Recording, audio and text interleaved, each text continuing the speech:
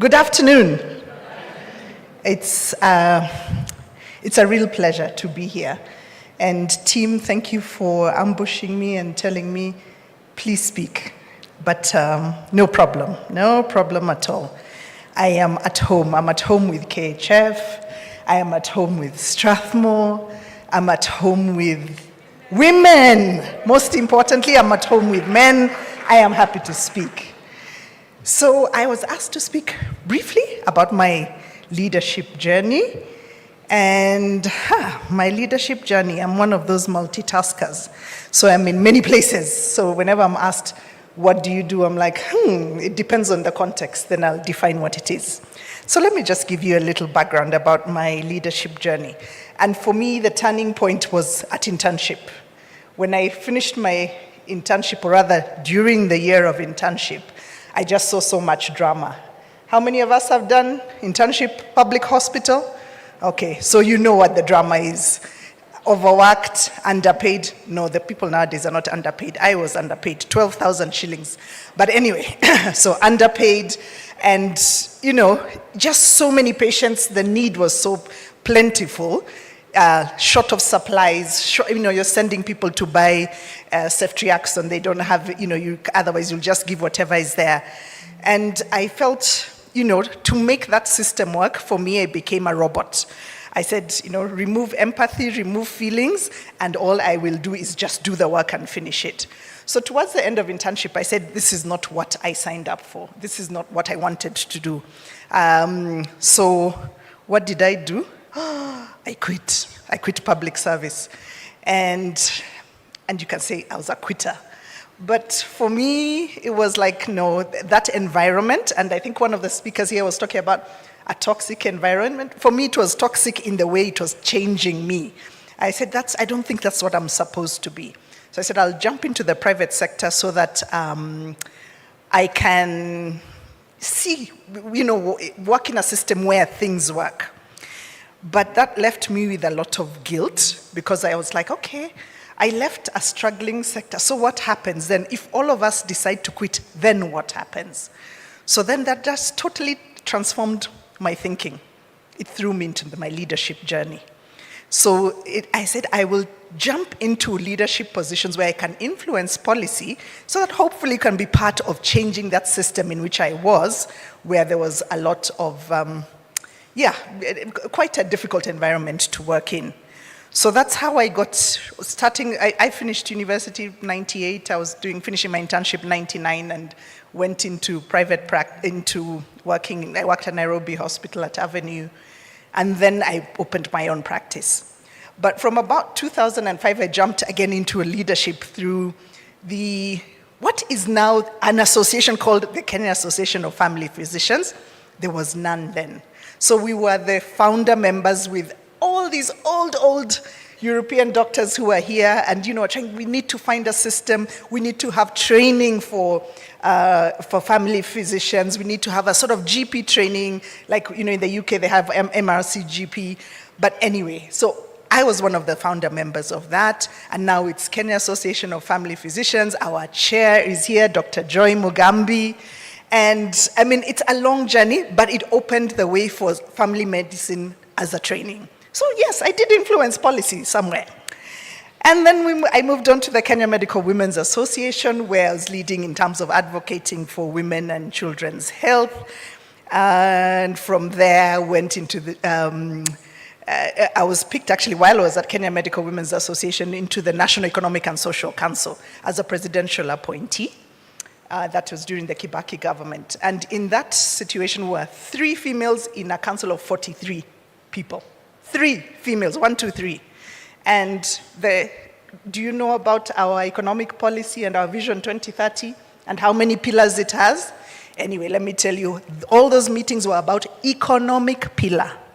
Social pillar, 0. Where is health? Social pillar. Every time I bring up the issue about social pillar, you know what they started to call me? Madam Social Issues. I said, it is fine. Call me Madam Social Issues, but we must get health onto the agenda. And in that, my encounter for 6 years on that council, I realized one thing, that the language of the policymakers and our language as the health personnel is very different. We don't speak to each other.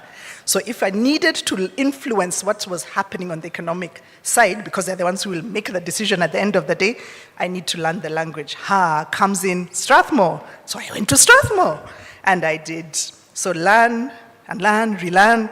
Yes, I did effective director, I did leading high-performing healthcare organizations, and I finally did an MBA in healthcare management, so that I could speak the language when I sit on those tables with the policymakers. It has worked very well, I assure you. I'm not marketing for Strathmore, by the way, but I love them. KHF, our host today, I was one of the founder members. There was no KHF. There was, when government wants private sector conversation, let's get, Vinod looks like he speaks well, Ben looks like he speaks well, let's have your opinion. So we were with the initial team with Amit and so many others, striving to build KHF into what it is. And I'm really proud of where KHF is today in terms of the milestones it has taken and being a voice for private sector, because you cannot have health just led by public sector. You need the private sector to come in and be part and parcel of each other. And then from there, I've just moved into all sorts of spaces. The Kenya Red Cross, within E+, I've sat on the board of NHIF, on the Kenya Medical Practitioners and Dentists Council. In all those places, my mission has been to change, to be to be the change that I want to see, So in each of those places, that has been my commitment. A lot of the places I have sat, it's been purely voluntary. Absolutely, no one paid me a shilling to sit in any of those places because it met my passion.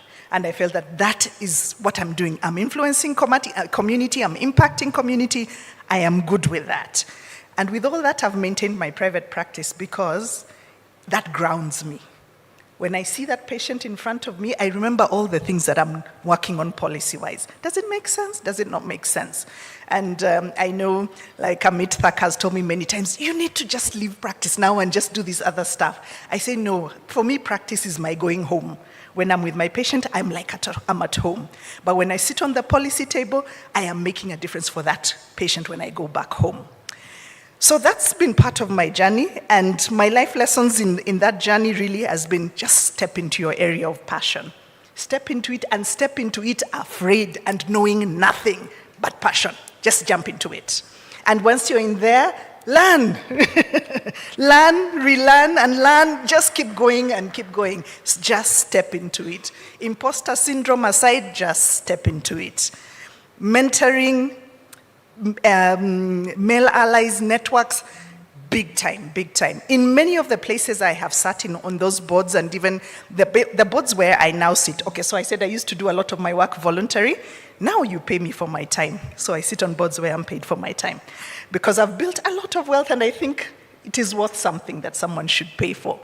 But in many of those places, I have actually been sponsored by men. Not sponsor that sponsor, but sponsor as in someone who speaks for you when you're not on that table.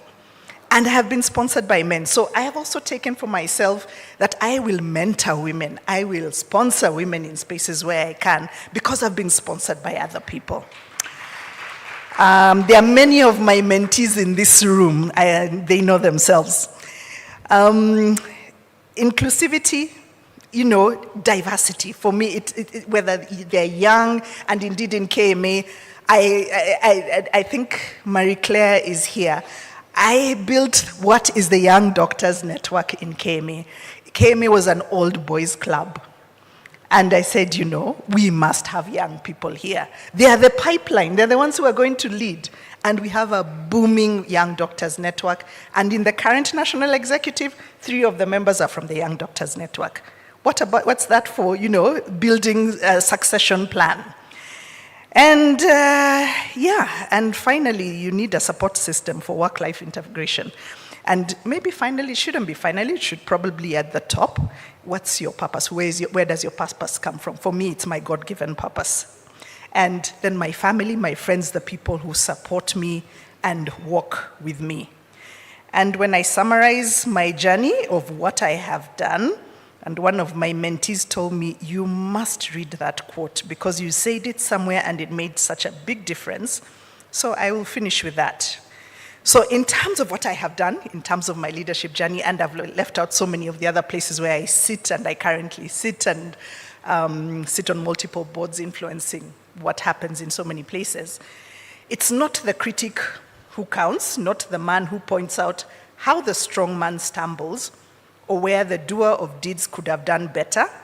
The credit belongs to the man, or maybe you can say woman, who is actually in the arena, whose face is marred by the dust and sweat and blood, who comes short again and again because there is no effort without error and shortcomings, but who does actually strive to do the deeds, who knows great enthusiasms, the great devotions, who spends in herself in a worthy cause, who at best knows in the end the triumph of high achievement, and who at worst, if she fails, at least fails while daring greatly, so that her place shall never be with those cold and timid souls who neither know victory nor defeat. That's Theodore Roosevelt.